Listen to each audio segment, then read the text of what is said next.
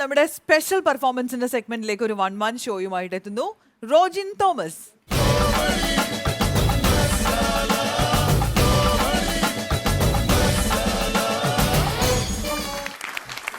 നമസ്കാരം. ഈ അടുത്ത കാലത്തായിട്ട് പരിചയപ്പെടുന്ന ഒട്ടുമിക്ക ആർട്ടിസ്റ്റുകളുടെയും പേരിന്റെ കൂടെ അവരുടെ സ്ഥലപ്പേരാണ് കേൾക്കാറുള്ളത്. തീർച്ചയായിട്ടും ഞാൻ എന്റെ സ്ഥലപ്പേരല്ലേ, അച്ഛന്റെ പേരാണ്. അത് മനസ്സിലായി. അപ്പൊ അതിനകത്തൊരു വ്യത്യാസം കണ്ടു. അപ്പൊ എവിടെയാണ് സ്ഥലം ശരിക്കും? എന്റെ സ്ഥലം കിഴക്കേക്കല്ലടയാണ്, കൊല്ലം ജില്ലയിലെ കല്ലട ചിറ്റുമല എന്ന് പറയുന്ന സ്ഥലത്താണ്. ഓക്കെ. അപ്പോൾ എന്ത് പെർഫോമൻസ് ആണ് ഇന്ന് നമുക്ക് വേണ്ടി ചെയ്യാം? സിനിമാ താരങ്ങളുടെ ശബ്ദത്തിൽ തുടങ്ങാം. Okay okay. അപ്പോൾ നമുക്ക് ആദ്യം സുരേഷ് ഗോപി ചേട്ടന്റെ ഒരു നാച്ചുറൽ വോയിസ്. പുള്ളി സാധാരണ സിനിമയിൽ പറയുന്ന തട്ടുപൊളിപ്പൻ ഡയലോഗിൽ നിന്ന് വ്യത്യസ്തമാണ് പ്രോഗ്രാമിൽ വരുമ്പോൾ. നോക്കാം. എനിക്കറിയാം, കഴിഞ്ഞ കുറെ കാലങ്ങളായിട്ട് മലയാള സിനിമയുടെ ചരിത്രം തന്നെ മാറ്റിമറിക്കുന്ന ഹാസ്യ പ്രതിഭകൾ ഇങ്ങനെ ചാനൽ റിയാലിറ്റി ഷോകളിൽ നിന്ന് അടവച്ച് വർഷാവർഷം വിരിയിച്ചുകൊണ്ടിരിക്കുമ്പോൾ ഞങ്ങളെ പോലെയുള്ള ആൾക്കാർ ഔട്ടായി പോകുമെന്നുള്ള പേടിയിലാണ്.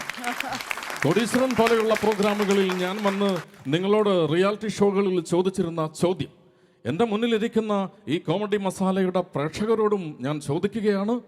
MD വാസുദേവൻ നായരുടെ 4 കെട്ട് എഴുതിയത് ആരാണ്?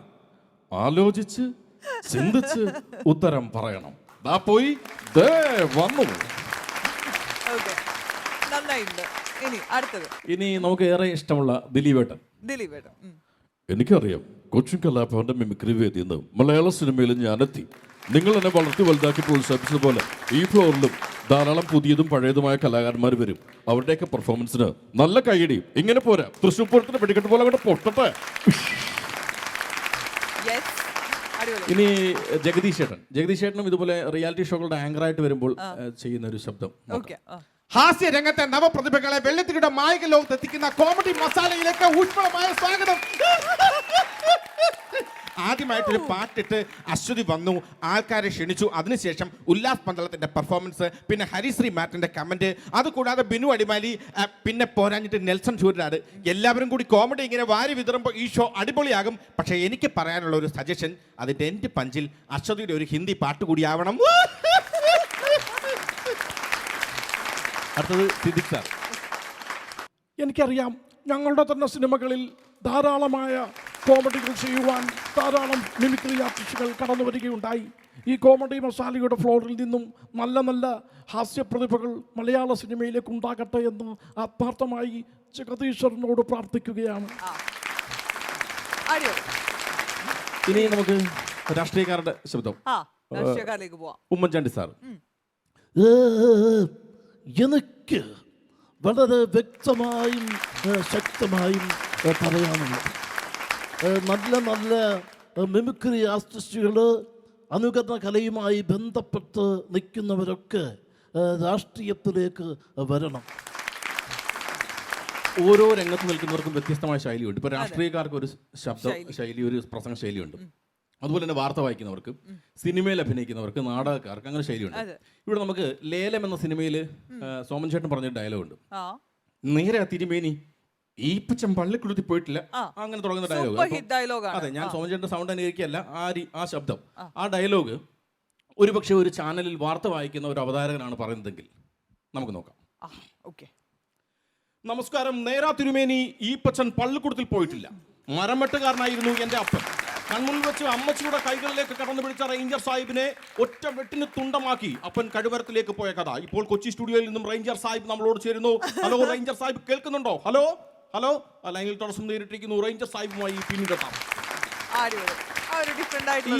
ശൈലിയായിരിക്കും.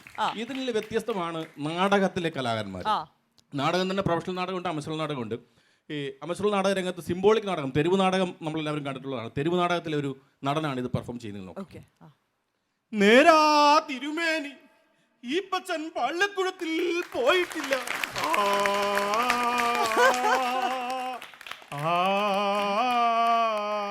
മരം വെട്ടുകാരനായിരുന്നു എൻ്റെ അപ്പൻ. അമ്മച്ചിയുടെ കൈകളിൽ പിടിച്ച റേഞ്ചർ സാഹിബിനെ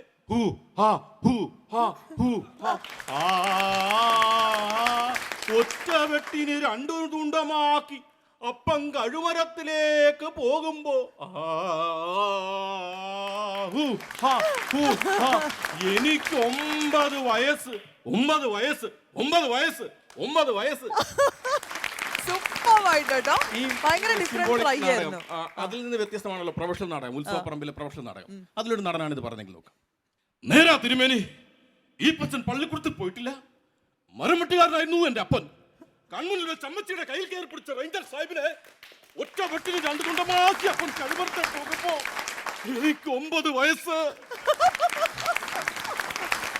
ഇതിൽ നിന്ന് വളരെ വ്യത്യസ്തമാണ് ശരിക്കും നമ്മളുടെ ഡബ്ബിംഗ് സീരിയലുകൾ, പുരാണ ഡബ്ബിംഗ് സീരിയലുകൾ മൊഴിമാറ്റം നടത്തി എത്തുന്ന സീരിയൽ. അതിലൊരു കഥാപാത്രമാണ് ഇത് പറയുന്നെങ്കിൽ നമുക്ക് നോക്കാം. ഓക്കെ നേരാ തിരുമേനി പോയിട്ടില്ല, ഈ പച്ചൻ പള്ളിക്കുട്ടി. മാറമട്ടുകാരനായിരുന്നു എന്റെ അപ്പൻ. കൺമുന്നിൽ വെച്ച് കയറി പിടിച്ചു അമ്മച്ചിയുടെ കയ്യിൽ. ഇങ്ങനെ പോകും. ഭയങ്കര ഡിഫറെന്റ് ആയിട്ടുള്ള ട്രൈ ആയിരുന്നു കേട്ടോ. അടിപൊളിയായിരുന്നു അല്ലേ? ഇതുവരെ കേട്ടിട്ടില്ലാത്തൊരു സംഭവം. ഭയങ്കര രസമായിട്ടുള്ള ട്രൈ ആയിരുന്നു. Very good. Okay, thank you. കഴിഞ്ഞോ? കഴിഞ്ഞു. Very good. അടിപൊളി പെർഫോമൻസ് ആയിരുന്നു. ഭയങ്കര ഡിഫറെന്റ് ആയിട്ട് ഫീൽ ചെയ്തിട്ടുണ്ടായിരുന്നു. എന്ത് പറയുന്നു ഉല്ലാസ് ചേട്ടാ? എന്ത് പറയാനാ, സൂപ്പർ. അതെ, സൂപ്പർ ഡ്യൂപ്പർ. അല്ല,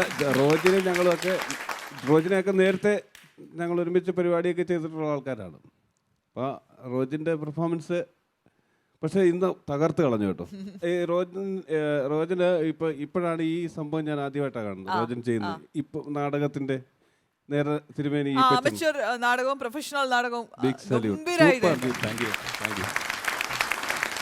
മാറ്റി ചേട്ടാ. ഹലോ റോജിന്, നമസ്കാരം. കുറച്ച് ഗ്യാപ്പായി നമ്മൾ തമ്മിൽ കണ്ടിട്ടല്ലേ? അതെ, അതെ. എന്ന് പറയുകയും ചെയ്ത് ഒത്തിരി സംസാരിക്കുകയും ചെയ്ത് അതെ, നല്ല ഇടിവെട്ടായിരുന്നു. താങ്ക് യു ചേട്ടാ. നമ്മുടെ പിള്ളേർ പറഞ്ഞ ഒരു അടാറ് തന്നെയായിരുന്നു, അടാറ്.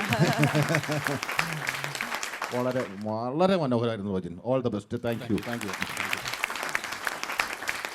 അപ്പൊ ഇനി ഒരുപാട് വേദികൾ കീഴടക്കാൻ കഴിയട്ടെ. തീർച്ചയായിട്ടും. All the best. വീണ്ടും വരിക.